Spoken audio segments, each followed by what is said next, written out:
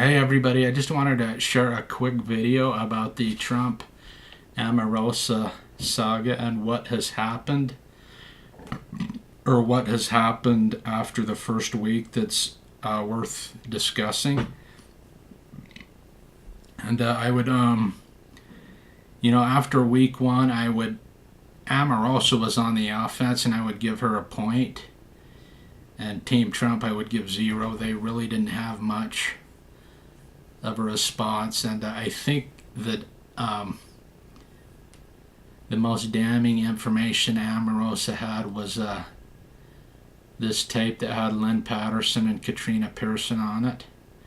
I do believe that could raise the question in the minds of some Americans as to whether Trump is racist or if he's used racial slurs. But I do think to hurt Trump, Omarosa will need to get up to a score of probably 5, which is pretty high, but I believe because of the figure she is, she's not well liked by most Americans. She's considered an opportunist. She'll have a pretty big burden to prove her point.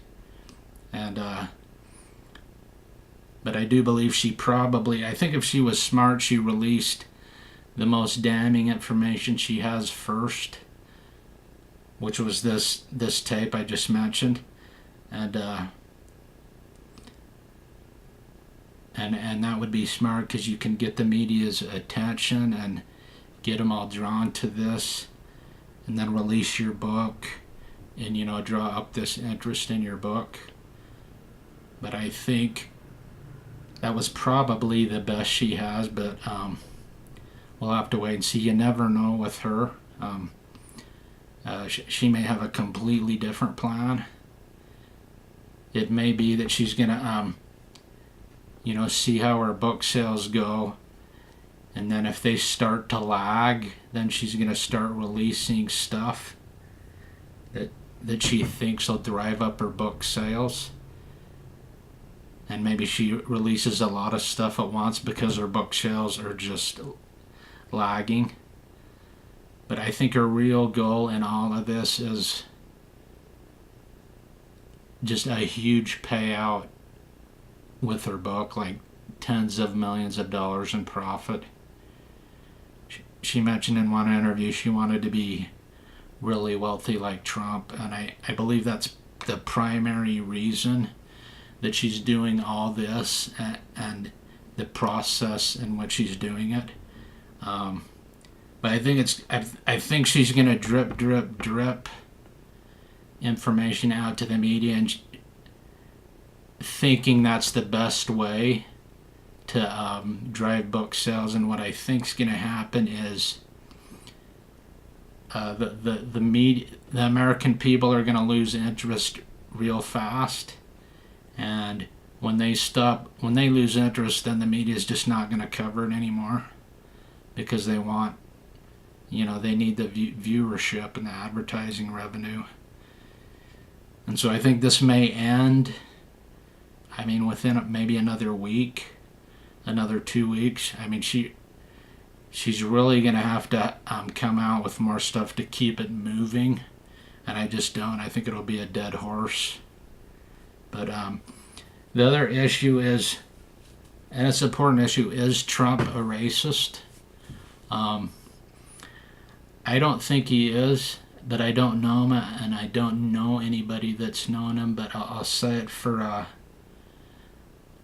couple reasons, and one is I don't think he would have hired Omarosa if he was.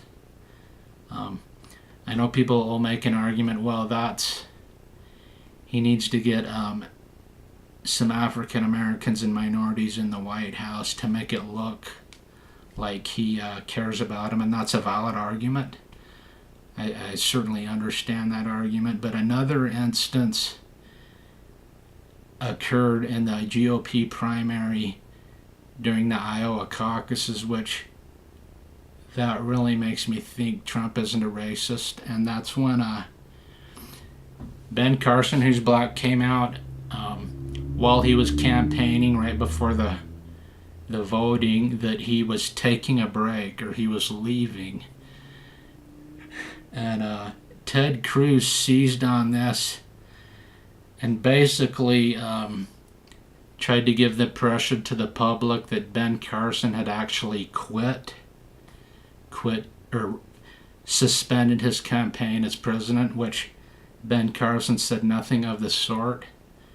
But Donald Trump, he aggressively defended Ben Carson, and he didn't have to. There was no, there was no really incentive to. But and he was the only one really. Kasich and and Graham and all the others, they were not. I don't know if they were defending Carson at all, but certainly not as much as Trump. And that's the instance, that specific instances where I think there was just, if Trump was a racist, there was no reason for him to do that. Just no incentive. Anyway, I just thought I'd share those thoughts with you, and I'd like thank you for watching, and I hope you have a great day.